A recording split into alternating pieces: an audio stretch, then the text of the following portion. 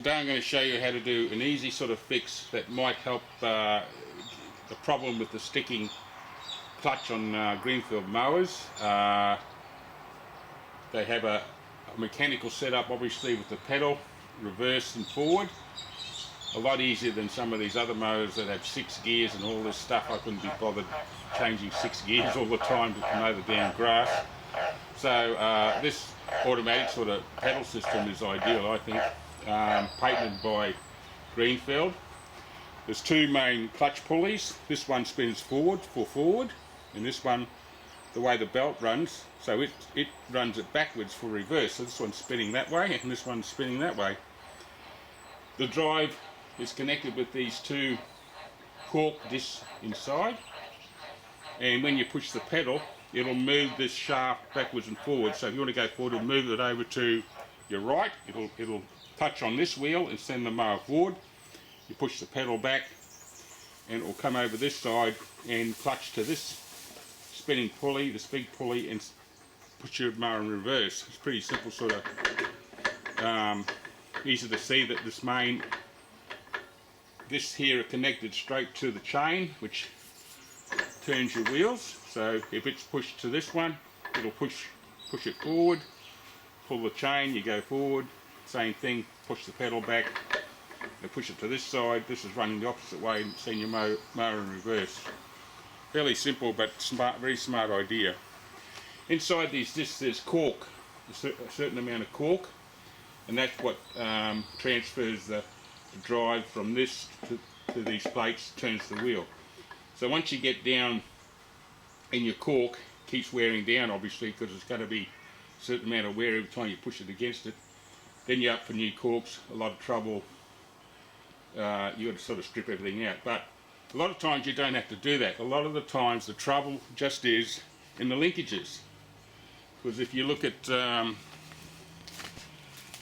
it's connected, it's from the pedal here, comes up underneath, just before in front of the battery, and runs all of these connections which pushes this backwards and forwards. That's basically how it works. That's all it works. But with mowing you end up with a lot of crap in here if you don't realise it. There's grass, bits of dirt, grit can get into these linkages, especially onto this shaft here that moves these plates backwards and forwards.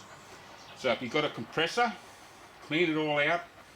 Obviously you haven't got a press, you've got to do it by hand with a brush or something, like very tedious, but it'd be great if you've got a home compressor. You just blow all that shit out and clean it all up.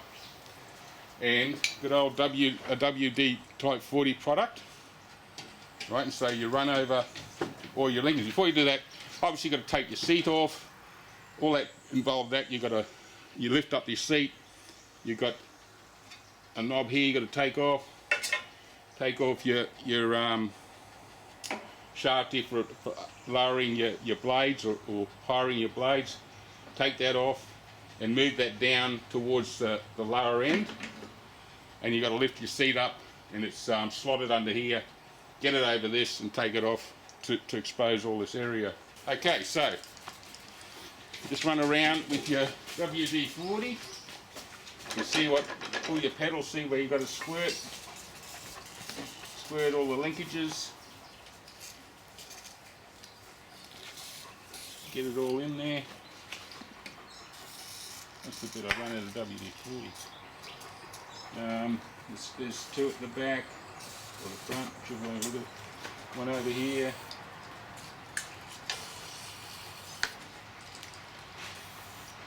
Alright. But this is the main one that sits in between. Now I'll bring the camera over. Right, so we're looking straight down the middle of the clutches, and you see that main shaft that moves our big plates across. If I can get it to move, where are we? I've got enough.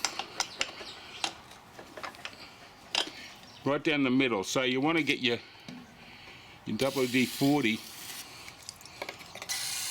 right in there, because that's free under there. It moves independently of that shaft. Right? So its job is to move these across either way. And it can move, if it gets crap underneath here, it can bind and start getting that pedal where you're going forward and you try to get reverse, and once it keeps going forward you hit backwards and then it won't go to reverse. Next minute your motor's going backwards and forwards and back, and you've got losing control of the damn thing. Well, I can come down to just this. I'll get another bottle here.